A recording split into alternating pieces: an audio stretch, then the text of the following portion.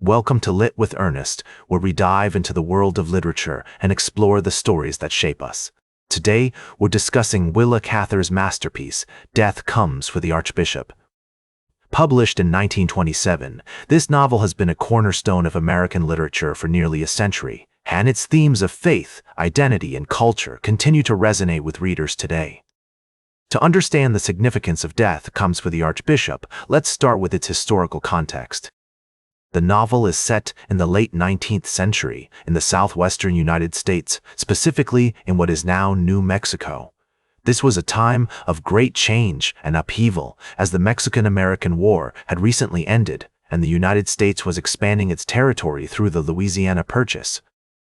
Cather's novel explores the complex relationships between the Native American, Spanish, and American cultures that coexisted in this region. In terms of literary background, Death Comes for the Archbishop is often associated with the modernist movement, which sought to break away from traditional narrative structures and explore new forms of storytelling. Cather's use of lyrical prose, vivid imagery, and non-linear narrative reflects this influence. The novel also draws on the traditions of historical fiction, as it recreates the lives of two Catholic priests, Jean-Marie Latour and Joseph Vaillant, who were sent to New Mexico to establish a diocese. One of the key themes in Death Comes for the Archbishop is the concept of cultural identity. Cather explores how the characters navigate their multiple identities, shaped by their faith, ethnicity, and nationality. For example, Father Latour is a French priest who must adapt to the cultural and linguistic nuances of the Native American and Spanish communities he serves. This theme is reflected in the novel's title, which suggests that death is not just an individual experience, but also a cultural one, as the old ways of life are slowly erased by the forces of modernity. Cather's use of literary devices, such as symbolism and imagery, adds depth and complexity to the narrative.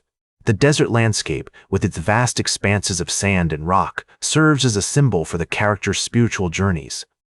The image of the Archbishop's Cathedral, which dominates the town of Santa Fe, represents the tension between the old and new worlds. These symbols are not just decorative elements, but rather integral to the novel's exploration of faith, identity, and culture. The cultural impact of Death Comes for the Archbishop cannot be overstated. The novel has influenced generations of writers, including authors like Leslie Marmon Silko and Cormac McCarthy, who have explored similar themes of cultural identity and the American West. The novel's vivid imagery and lyrical prose have also inspired artists, filmmakers, and musicians who have adapted its themes and characters in various ways. In conclusion, Death Comes for the Archbishop is a masterpiece of American literature that continues to resonate with readers today.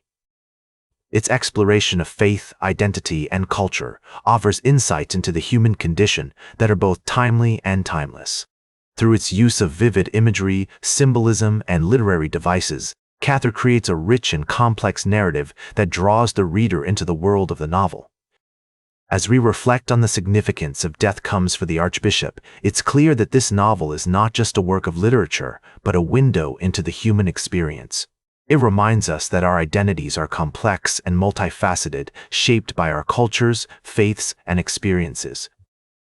And it challenges us to think critically about the ways in which we interact with others, and the ways in which we navigate the complexities of the world around us. Like this episode, if it hit true. Share it if you respect honest talk about books. Subscribe because we'll do this again. This is Ernest, signing off.